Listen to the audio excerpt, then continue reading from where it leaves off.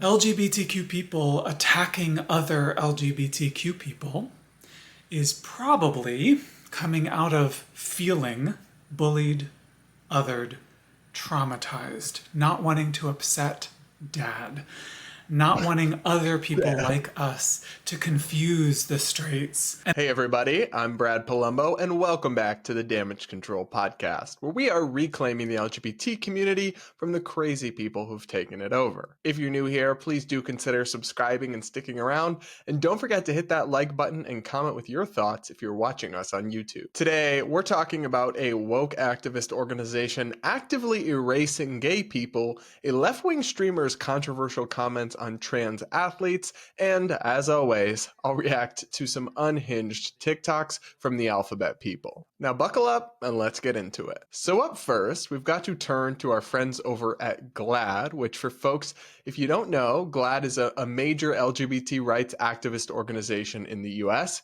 It was founded back in the 80s to advocate for victims of the HIV/AIDS epidemic, but it's kind of morphed into one of these nebulous alphabet movement charities that closely aligns with democratic and left-wing politics and has kind of descended into a woke parody of itself. I mean, that's really the only conclusion you can draw from their latest language guide that they just dropped. And before we even get into the crazy details of this language guide, I just want to say, an ever-changing, they update it every year, language guide is kind of a little bit of an Orwellian concept to me.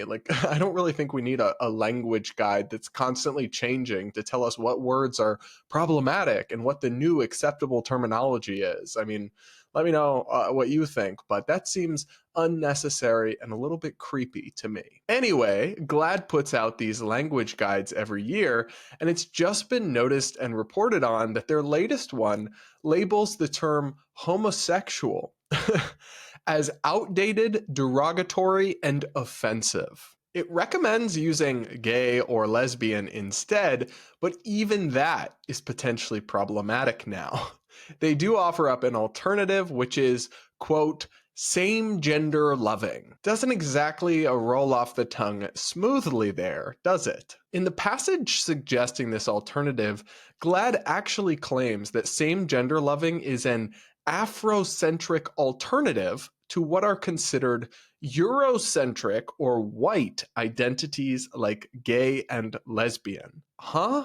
I have never before heard gay and lesbian described as white identities. Lots of people who aren't white fall into these categories and identify with these labels. Anyway, at first glance, this is just kind of another laughable example of a woke organization engaging in mental gymnastics to try to stay ahead of the progressive curve. And it's another example of what happens when organizations that were founded for an important purpose, but then see much of their goals achieved, have to keep shifting their goalposts to new and eventually more absurd territory in order to justify and perpetuate their own existence and keep those donor checks flowing in. Another thing that's really funny about this is that while it is true that in some cases homosexual was used as a derogatory term, it was also sometimes not used that way and just used as a descriptive, accurate term, meaning attracted to the same sex. But what's so hilarious is that the word queer actually was, for a long time, used almost exclusively as an insult for gay people. Yet GLAAD now lists that term as an acceptable and favorable way to describe the community. To be fair, some people like that word now and have attempted to reclaim it, but it's still bizarre to me that GLAAD is saying that an accurate term with far less historical stigma is now offensive and problematic, but a term with a lot more baggage is now fine and woke and trendy. This is inconsistent, to say the least, and personally, as a gay man, I would much rather be referred to as homosexual than as queer. Meanwhile, this whole notion of same gender loving is not just a mouthful, but it's also inaccurate. Gay people aren't attracted to the same gender, at least not in the way that organizations like GLAAD define gender, which is subject to your internal sense of feeling or gender identity. Our immutable orientation and attraction is towards members of the same biological sex, not gender identity, not gender, not any of these notions. And suggesting otherwise not only erases the reality of gay people's experience, but it actually undercuts the arguments that we used to achieve our acceptance and tolerance in the first place. It's not a choice, remember. Or is it subject to change and shifts in identity after all? So we should treat this saga at GLAAD seriously, not just laugh at it. Because it's also part of the progressive left's broader attempt to erase biological sex as a meaningful concept and, honestly, declare war on reality. For example, we have the Democratic legislation, the Equality Act, that would literally redefine under federal law the term sex to include self-defined gender identity, therefore erasing biological sex as a concept in our law and in our language. We see this same kind of denial of biological reality in the progressive left's continued attempt to defend the participation of male biological males in women's sports, because that position requires a denial of the realities of biological sex. All of this goes far beyond just advocating for acceptance and tolerance for the LGBT community. It amounts to something of a political war on reality, and that's not just laughable, it's really concerning. But what do you guys think of this whole development over at GLAAD and all the backlash it's getting?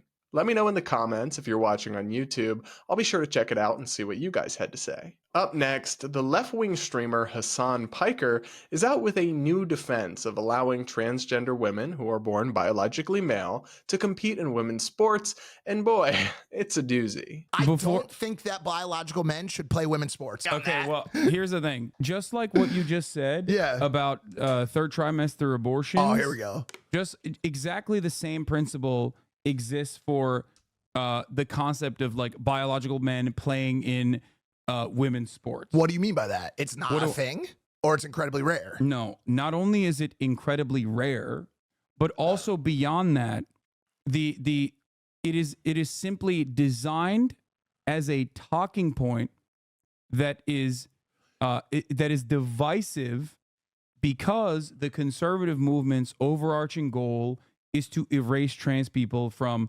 public existence. And to drive fear. So the first part of Hasan's argument is that it's a tiny issue, that it's barely affecting anyone, and that it's all just manufactured outrage. I think there's a grain of truth in this, in that it's not like there are transgender athletes competing in every girls' sport at every school or anything like that. It is still something of a rare phenomenon. But for the people involved, for the Riley Gaines of the world who have been forced to compete against biological males and have had lost opportunities and recognition and fairness as a result, it is a real issue, and it shouldn't be dismissed and downplayed. There are lots of issues, for example, the police shooting unarmed black men, that only happen a select few times in a given year. But nobody would argue that they're insignificant or unimportant just because they're rare. It also doesn't make your position correct. Just to say that, this is being pushed with nefarious purposes or it's a very rare incident, you actually haven't defended your position at all. It's almost irrelevant. Now, the second clip, he tries to argue that it hurts biological women to have sex-segregated sports, I guess. Take a listen. Baked in concept, a principle of fairness in sports that people believe and abide by. For sure.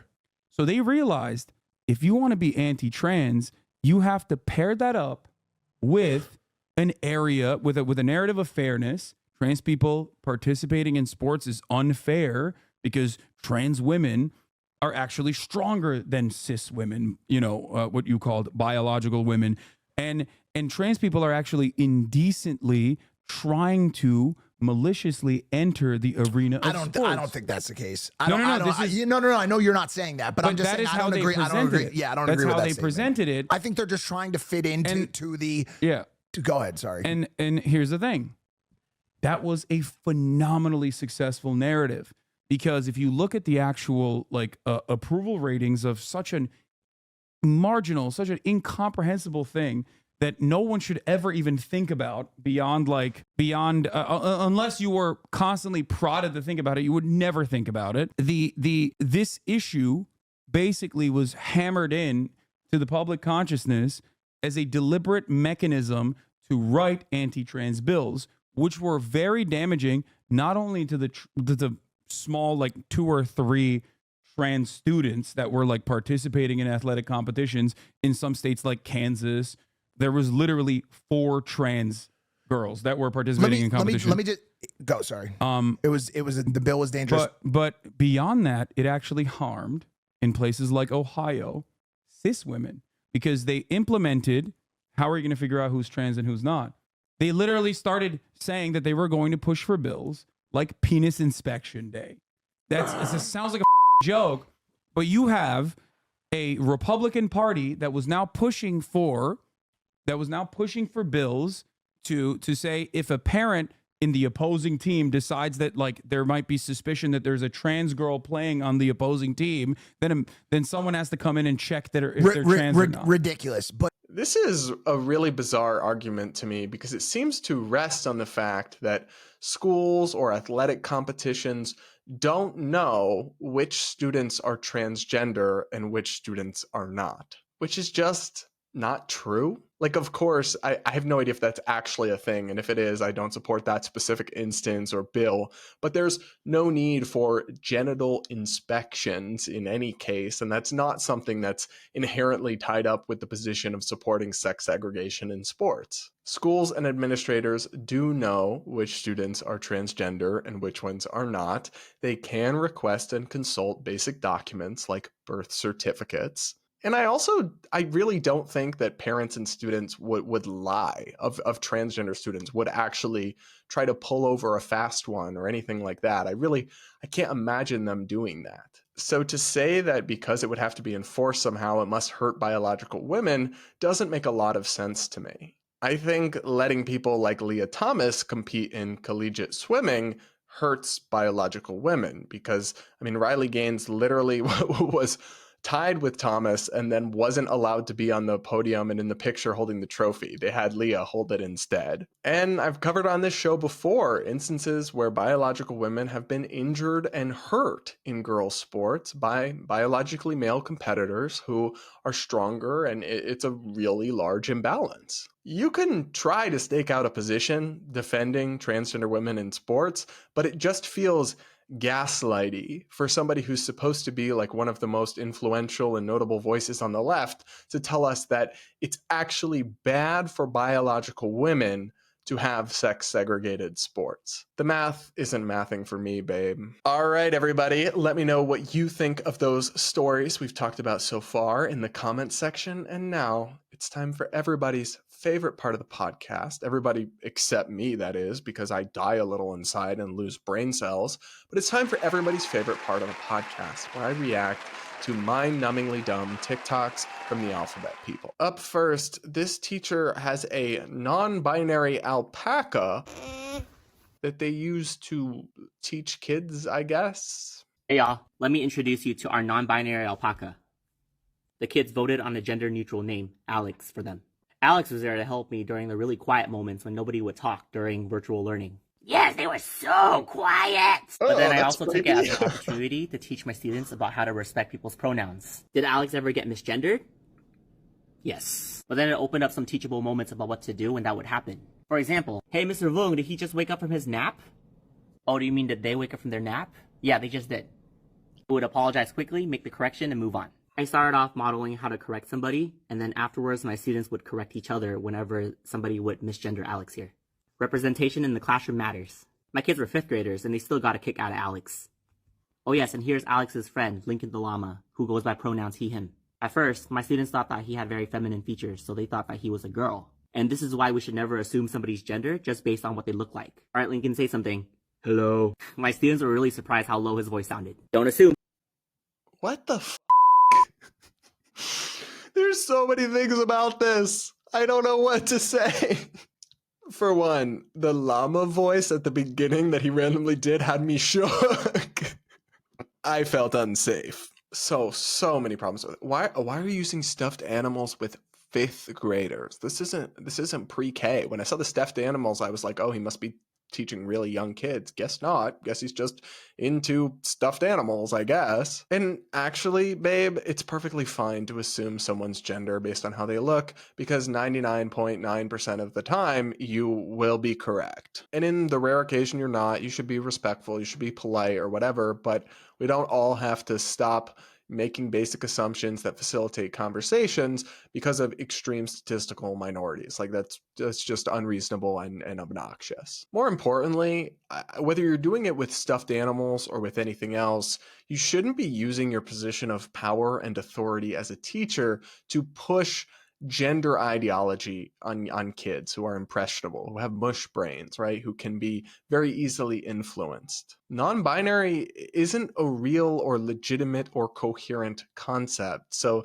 to be teaching that to fifth graders, I would be very unhappy if I was a parent of one of those fifth graders. And maybe that's why he's deleted this TikTok. Up next, Jeffrey Marsh, the trans, but not really actually trans TikToker, has thoughts on those of us who criticize the LGBT community but are LGBT. LGBTQ people attacking other LGBTQ people is probably coming out of feeling bullied, othered, traumatized, not wanting to upset dad, not wanting other people like us to confuse the straights. And therefore, it feels like a life and death issue.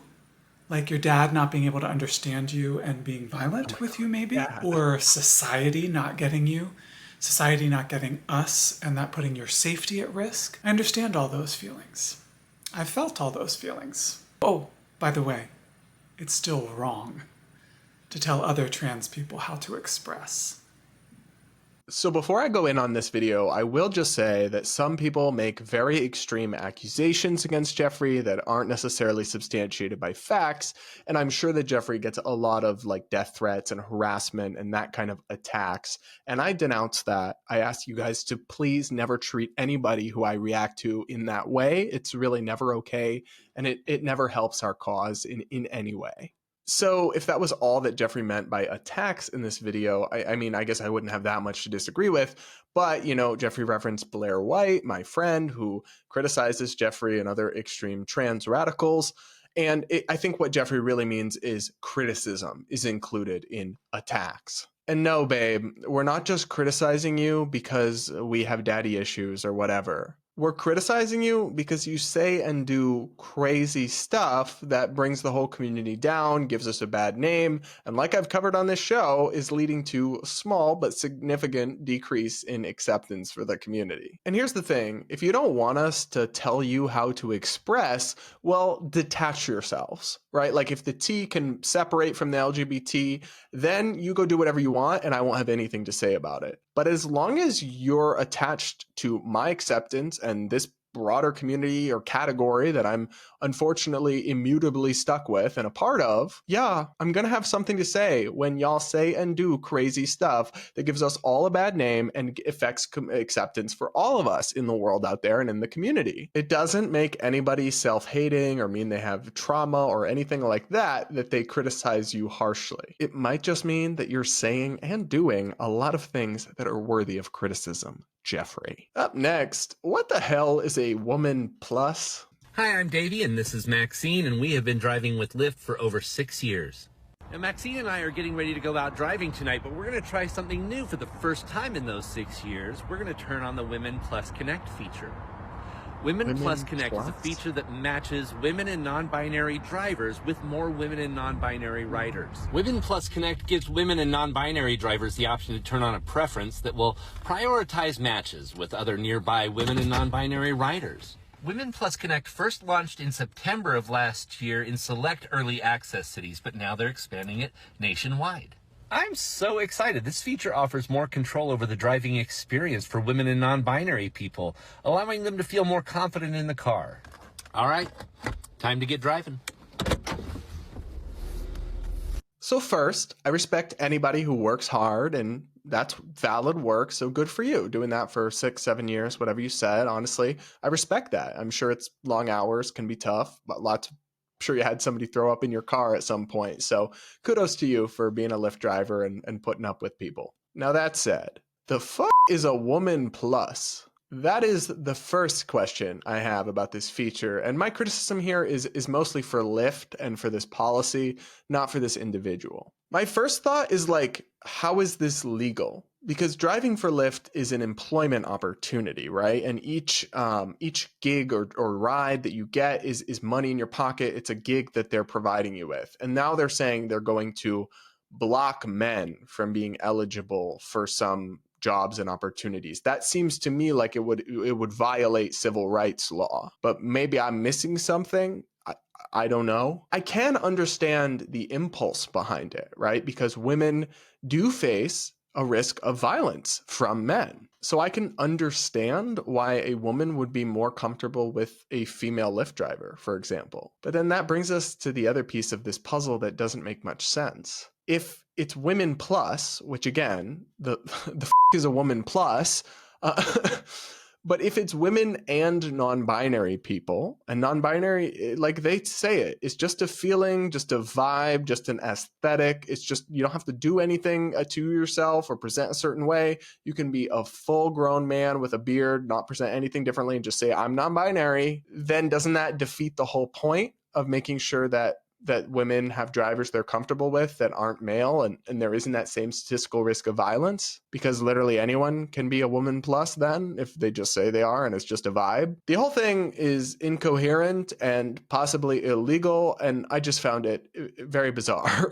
Up next, this really extreme trans TikToker has a particularly visceral hatred for white women. So listen up, you white women out there, because you're about to get told. Want to be a real feminist? Then you fight for everyone. You fight for Palestinian women's rights. You fight for trans women's rights. You fight for Black women's rights and Indigenous women's rights. You fight for all women's rights. You fight for everybody's rights. Because when nice white women don't check themselves and their own privilege and the harm that they're doing, everybody else is having to compensate for it. Everybody else is having to suffer for it. Comfort is not a priority. Safety is. If you want to prioritize all women's safety, then stop being a nice white woman.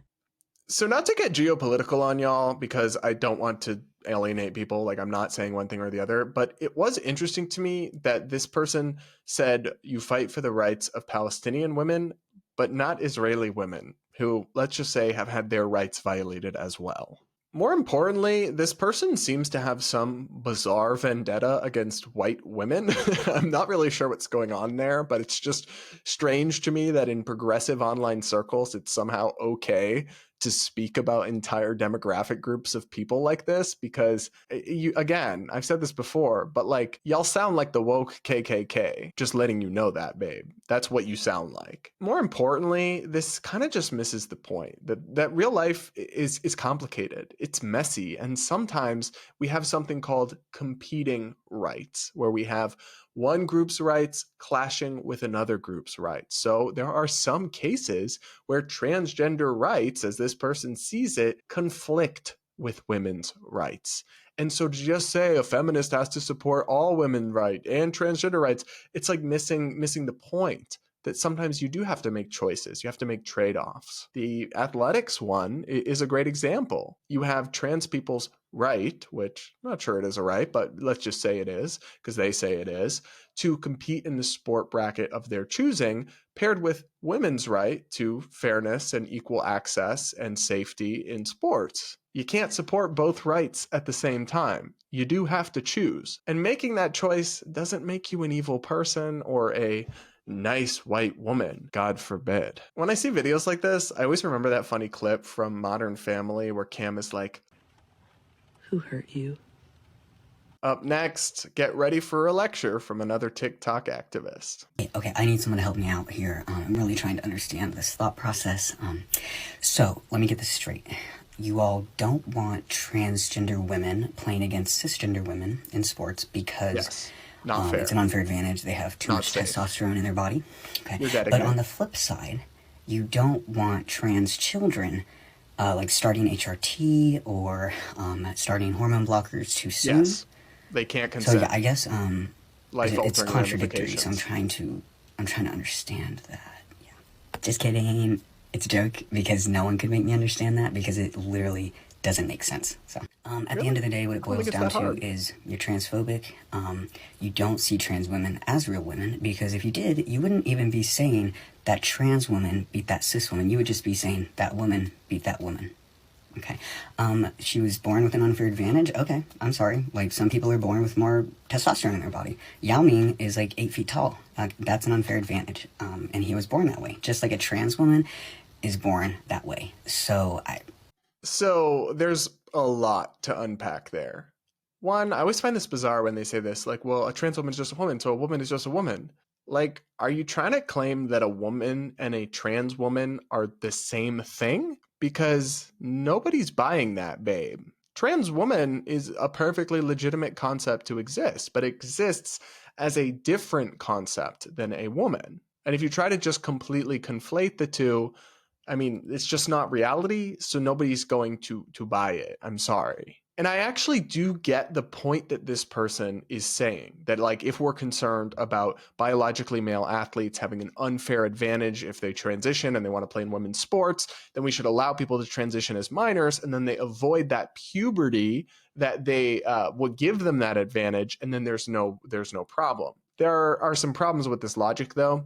One is that there might actually still be some differences that persist. I don't know, but it would be hard to say. I guess we'd have to see and measure it. But more importantly, if the issue about minors transitioning is their inability to consent to life-altering ramifications of sexual functioning and fertility, then that kind of trumps sports. It makes sense that we wouldn't want to make that trade-off, because in the grand scheme of things, preserving a child's ability to have full adult functions and have a family biologically and be fertile as an adult and make that decision on their own when they can fully understand the ramifications, like, that just totally trumps considerations over fairness in sport. So it's not really an inconsistency so much as it is a priority. And to me, it seems like a priority that's pretty commonsensical. And they always like to make this point about an unfair advantage and, oh, well, some people are tall or some women are stronger than other women or whatever. And it's like, okay, well, then why do we have the category? Why not just have all open sex tryouts for all teams everywhere? You know why? Because it's a huge categorical gulf between average males and average females that requires a separate league, because if it was all just open, may the best athlete come in many sports, few or no women would get to participate. So within women, there is variation, of course, that's part of sport, but there's two separate categories for a reason. And you are gaslighting us when you suggest that, oh, it's just another form of advantage like anything else. It's different. We all know it's different. That's why these categories exist. All right, just one left. So buckle up. If your brain cells, if you have any left, we'll try not to lose them, okay? So last night I'm sitting here at the dinner table and my oldest daughter accidentally misgendered me. And very quickly she corrected herself. And, things just went on. But I took a second and I said, hey, thank you for doing that. It really made me feel very loved by you when you did that. And I said, I also want you to know, I will never get upset with you if you didn't correct yourself, because I know we love each other and, like, that's totally fine. And I said, I'm okay with whatever you're comfortable with. And she ran around the table. She gave me the biggest hug and she said, you're a really pretty girl, Daddy. And she went right back to her mac and cheese, and that was it. Here's the thing. Kids get it. Kids get love and they get honoring someone they love. And if it's something tiny as a pronoun, it's a big deal for me. And it is a big deal for me that she knows that there's no pressure here. See, I threw this one in here because when I saw it, I thought it was going to go in a very different direction than what it did go into. And I think that if you found yourself in the complicated situation where one of the two parents comes out as trans later in life and decides to transition, well, that's a complicated situation we could dive into. But if you are in that situation, it actually seems like this TikToker is handling it pretty well, with a lot of understanding and grace for their child And so I actually don't think there's really much of anything in this video to get outraged or upset about. But what do you think about this TikTok and all the others that we've reacted to? Let me know in the comments section if you're watching us on YouTube, and if you're listening to us on podcast platforms, Spotify, Apple Podcast, or whatever app you use, please do take a second and rate and review, and maybe actually recommend the podcast to somebody who you think might like it, because that's the fastest way and the most common way that podcasts grow is through word of mouth and through recommendations. So maybe consider sending it to somebody who might get a kick out of it and might want to suffer with us. With that, don't forget to like and subscribe and yada, yada, yada. And I'll see you all in the next episode.